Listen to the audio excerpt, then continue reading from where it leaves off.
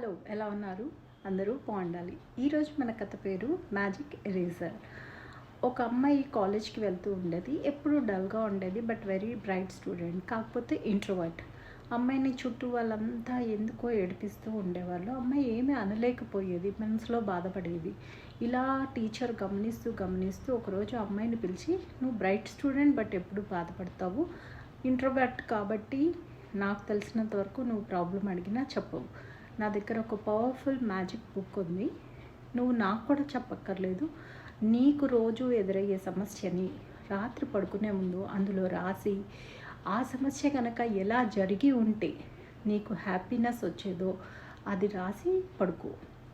ఇలా ఒక 30 days నీకు నచ్చినా నచ్చకపోయినా చెయ్యి. కరెక్ట్గా చేసిన తర్వాత కనిపించు అని చెప్పారు.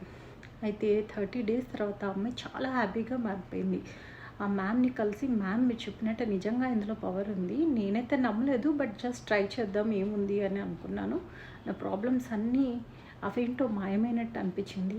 బుక్ ఏంటి మ్యామ్ అంటే, ఆ మ్యామ్ చెప్పారు, ఆ బుక్లో కాదమ్మా స్పెషాలిటీ, ఎప్పుడైతే మన ప్రాబ్లమ్ని కాగితం మీద పెట్టి అది సాల్వ్ అయితే ఎలా ఉంటుందో ఆలోచిస్తే సగం సమస్య పోతుంది. అది అలవాటు అయిపోయి మనకి సమస్యలు లైఫ్లో తగ్గిపోతాయి. ఇది మీరు ట్రై చేయండి, హ్యాపీ టైంని ఫేస్ చేయండి. Enjoy your life.